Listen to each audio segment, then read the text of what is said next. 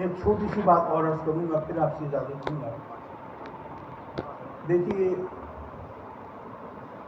جب ہم بات کرتے ہیں وسیلے کی، جب یہ لفظ استعمال کرتے ہیں تو ایک لمبی چوڑی ایک بحث کا آغاز ہو جاتا ہے۔ اگر ہم ایک زاویے سے اس کو دیکھیں تو بات بڑی سیدھی سادی ہے۔ دیکھیے، وسیلہ کس چیز کو کہتے ہیں؟ وسیلہ کہتے ہیں کہیں تک پہنچنے کے ذریعے۔ بھائی مثال کے طور پر منسٹر صاحب سے ملنا چاہتے تھے، اس کے سٹاف آفیسر یا منشی نے ملاقات کرا دی، تو وسیلہ کون بنا؟ جو منشی تھا، جو سٹاف آفیسر تھا، وہ وسیلہ بن گیا۔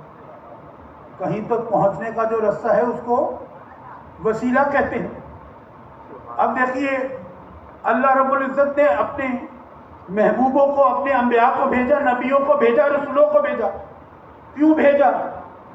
تاکہ ہماری ہدایت کی سامان ہو۔ انسان کا مقصد تخلیق کیا ہے؟ مقصد حیات کیا ہے؟ رب کی معرفت حاصل کرنا، اس کی عبادت کرنا، اس کی بندگی کرنا، یہی مقصد ہے نا ہماری تخلیق کا۔ تو اس نے اپنے نبیوں اور رسولوں کو بھیجا، کیوں؟ تاکہ ہماری توجہ اس طرف کریں کہ ہمارا تخلیق کیے جانے کا مقصد کیا ہے، ہمیں ہدایت ملے۔ تو مجھے بتائیے کہ اللہ رب العزت ہمیں براہ راست ہدایت نہیں دے سکتا تھا؟ کیا ڈائریکٹ ہدایت نہیں دے سکتا تھا؟ بھائی یہ لوگ جو ہمیں کہتے ہیں کہ ڈائریکٹ جاؤ، تو وہ بھی تو ڈائریکٹ آ سکتا تھا نا ہمارے پاس۔ بھائی کیا ہم ابھی آسمان کی طرف دیکھتے اور آسمان پر قرآن کی آیات لکھی ہوتی تو بتائیے جو بھی آسمان کی طرف دیکھتا ایمان لے آتا نا؟ کیا خیال؟ اگر درختوں پہ پتے اگتے ہیں، ان پر قرآن کی آیات لکھی ہوتی تو سب ایمان لے آتے نا؟ دیکھیے، بات کو اس مثال کے ذریعے سمجھیے۔ ہم سب کے پاس اسمارٹ فون ہے نا، اسمارٹ فون کا دور ہے۔ ہم اپنے اسمارٹ فون کے اوپر کیا چند منٹ کے اندر اندر پورا قرآن مجید ڈاؤن لوڈ کر لیتے ہیں؟ چند منٹ کے اندر اندر ہمارا موبائل فون اب وہ قرآن مجید کا حافظ بن جاتا ہے نا، اس میں اس کا ترجمہ بھی ڈاؤن لوڈ ہو جاتا ہے، تفسیر بھی ڈاؤن لوڈ ہو جاتی ہے۔ اسی طرح چند سیکنڈ کے اندر اندر ہم وہ لینگویج وہ ڈاؤن لوڈ کرتے ہیں، اور ہمارا موبائل جو پہلے انگریزی بولتا تھا اور سمجھتا تھا، اب وہ عربی بھی بولنے لگتا ہے، سمجھنے لگتا ہے۔ ایسا ہے کہ نہیں؟ تو دیکھیے، اگر ہم انسان ہو کر ایسی ٹیکنالوجی بنا سکتے ہیں کہ چند منٹ کے اندر اندر ہمارا فون وہ عربی بولنا بھی جان لیتا ہے، وہ عربی سمجھنے بھی لگتا ہے، اور اس کے علاوہ قرآن مجید کا حافظ بھی بن جاتا ہے، ترجمہ تفسیر سب ڈاؤن لوڈ ہو جاتا ہے، تو بتائیے کہ اللہ رب العزت چاہتا تو ہم سب کو حافظ بھی پیدا فرما سکتا ہے۔ ہمیں ڈائریکٹ ہدایت ڈاؤن لوڈ نہیں ہو سکتی تھی؟ بھئی وہ تو ہر چیز پہ قادر ہے نا، وہ جو چاہتا ہے سو کرتا ہے۔ اس کے لیے معذاللہ وسائل کی تو کوئی کمی نہیں ہے۔ ایسا تو نہیں تھا نا، یہ عرش بھی بنایا، یہ ساتوں آسمان ساتوں زمینیں، یہ جنت جہنم، اور نہ جانے کتنے لاتعداد فرشتے جن۔ اب اس کے بعد انسان کو بنانا ہے۔ مقصد تخلیق کیا ہے؟ یہ کہ رب کی بندگی کرے، اس کی معرفت حاصل کرے، اب ان کو ہدایت دینی ہے۔ لیکن اب کیا کریں جی، وسائل کی کمی پڑ گئی ہے، سب کو تو ڈائریکٹ ہدایت دے نہیں سکتا۔ چلو کوئی بات نہیں، اپنے کچھ پیاروں کو، محبوبوں کو، رسولوں کو بھیج دوں گا، ان کو ہدایت دوں گا، وہ آگے میرا پیغام پہنچا دیں گے۔ بھئی معاذاللہ ایسا تو نہیں ہے نا، اس کے بعد وسائل کی کمی تو نہیں تھی نا۔ بھئی چاہتا تو ہمیں ڈائریکٹ ہدایت دے سکتا تھا، لیکن اس نے نہیں دی۔ اس نے یہ وسیلے کا سسٹم پسند فرمایا۔ اس نے پسند فرمایا کہ ہم سے براہ راست بات نہیں کرتا، پردے کے پیچھے سے بھی بات نہیں کرتا، وہ ہم سے فرشتے کے ذریعے بھی بات نہیں کرتا۔ اگر بات کرتا ہے تو اپنے انبیاء سے کرتا ہے، اپنے نبیوں سے کرتا ہے، اپنے رسولوں سے کرتا ہے۔ تو دوستو، یہ وسیلے کا سسٹم ہم نے نہیں بنایا، یہ اللہ رب العزت نے خود پسند فرمایا ہے۔ سبحان اللہ۔ دوستو، وہ ہمارا خالق ہے، ہمارا مالک ہے، وہ قادر مطلق ہے، ہر چیز پہ قدرت رکھتا ہے، وہ جو چاہتا ہے سو کرتا ہے، لیکن وہ ہم تک ڈائریکٹ آنا پسند نہیں فرماتا، اور ہم عاجز ہو کر، ہم مخلوق ہو کر ہم ڈائریکٹ جانے کی بات کریں تو بتائیے کہ اچھا لگتا ہے؟ دوستو، جہاں تک حضور کے وسیلے کی بات ہے، وقت تو میرا تقریباً ہو چلا، اجازت دیں تو ایک گزارش حدیث پیش کر کے اجازت دیں۔ دیکھیے ایک روایت پیش کی جاتی ہے، حدیث پیش کی جاتی ہے، اور یہ ثابت کرنے کی کوشش کی جا سکتی ہے کہ حضور کے وسیلے سے، چونکہ حضور پردہ فرما چکے، آپ کا وصال ہو چکا، تو آپ کے وسیلے سے دعا نہیں مانگی جا سکتی، کیونکہ حضرت عمر کے دور میں قحط آتا ہے، شدید قحط آتا ہے، پوری امت بڑی پریشان ہے۔ اب ایسے میں ایک صحابی رسول جن کا نام غالب حضرت بلال رضی اللہ تعالیٰ عنہ، وہ حضور کے مزار شریف پر حاضر ہوتے ہیں، وہاں جا کر اپنا مقدمہ پیش کرتے ہیں، حضور آپ کے غلام ایسی تکلیف میں ہے، کچھ حال میں ہے، کچھ کرم فرمائیے، کوئی نظر کرنا۔ اب ایسے التجا کرتے کرتے اپنا مقدمہ پیش کرتے کرتے روتے روتے آپ کی وہاں آنکھ لگ جاتی، خواب میں حضور تشریف لے آتے ہیں اور فرماتے ہیں عمر کو میرا پیغام دینا، اس کو کہنا تمہیں اس حال میں تو نہیں چھوڑ کے آیا تھا۔ اب جب یہ پیغام امیر المومنین تک پہنچتا ہے، حضرت عمر تک پہنچتا ہے، تو آپ بات سمجھ لیتے ہیں آپ کیا کرتے ہیں۔ ایک میدان میں سب لوگوں کو جمع کرتے ہیں، اکٹھا کرتے ہیں، اور آپ کے چچا حضرت عباس، حضور کے چچا حضرت عباس رضی اللہ تعالیٰ عنہ، آپ کے وسیلے سے دعا کرتے ہیں کہ مولا ہمارے درمیان پہلے تیرا نبی تھا، تو پہلے جب قحط ہوتا تھا، جب ہم بارش کے لیے ان کے وسیلے سے تجھ سے دعا مانگا کرتے تھے، تو بارش برسا دیا کرتا تھا، ہماری دعا قبول فرما لیا کرتا تھا، تو اب وہ ہمارے درمیان نہیں، تو یہ ان کے عزیز ہیں، یہ ان کے چچا ہیں، ان کے وسیلے سے بارش برسا دے، ہماری مشکل دور فرما دے۔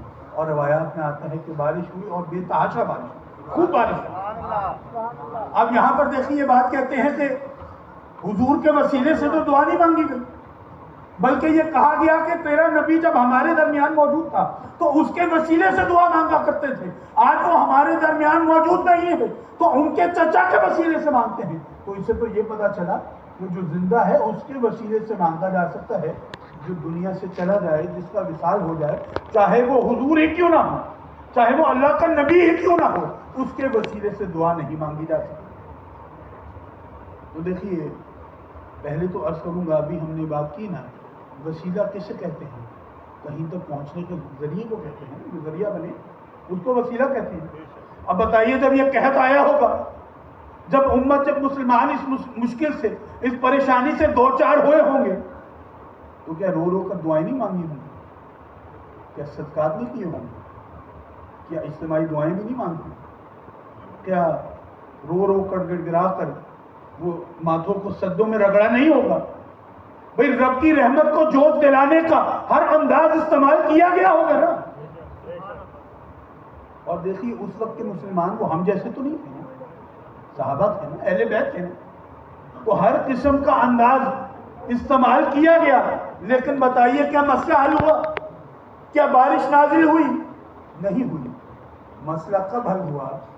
جب ایک غلام حضور کی بارگاہ میں پیش کیا، جب مقدمہ حضور کی بارگاہ میں پیش کیا تو حضور نے کرم فرمایا، حضور خواب میں تشریف لے آئے اور وہاں پر رہنمائی فرما دی۔ تو بتائیے پھر وسیلہ کون بنا؟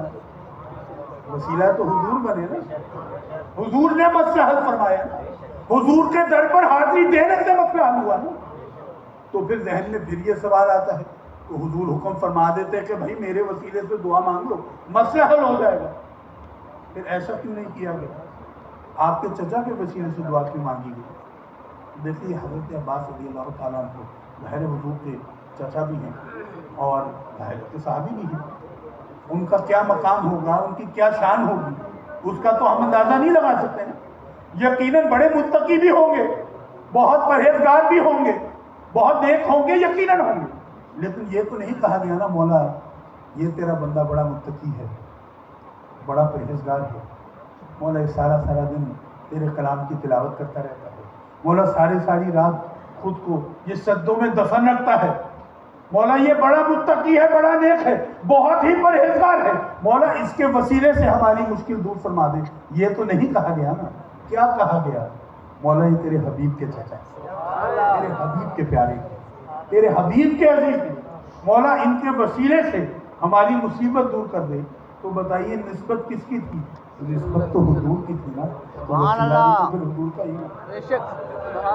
تو دوستو یہاں پر گویا ہمارے لیے حضور نے ایک الجھن بھی سلجھا دی کہ اے میرے غلاموں جب میرے در پہ حاضر ہوگے، جب تم جو مانگو گے وہ ملے گا، یقیناً مسئلہ حل ہوگا۔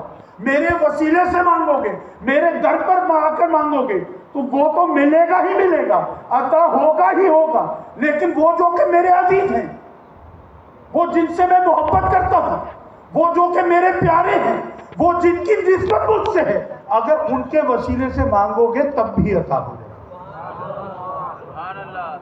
دوستو ہم دعا کرتے ہیں نا،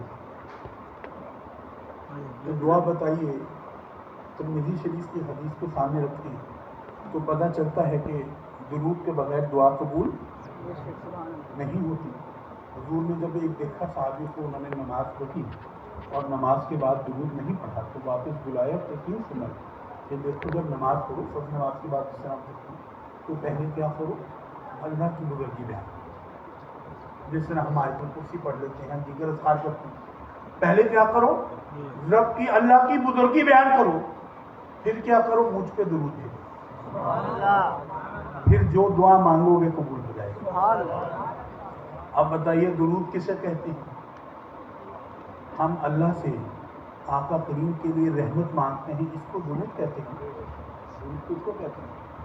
تو دوستو پہلے تو یہاں پر گویا ہمیں یہ بتایا گیا کہ اے میرے بندو تم مجھ سے مانگو گے، کبھی اپنے لیے مانگو گے، کبھی اپنے بچوں کے لیے مانگو گے، گھر والوں کے لیے مانگو گے، والدین کے لیے مانگو گے، کبھی دوستوں کے لیے مانگو گے، کبھی ہمسایوں کے لیے مانگو گے، کبھی روزی مانگو گے، رزق مانگو گے، کبھی عہدہ مانگو گے، اقتدار مانگو گے، کبھی مال مانگو گے، کبھی اولاد مانگو گے۔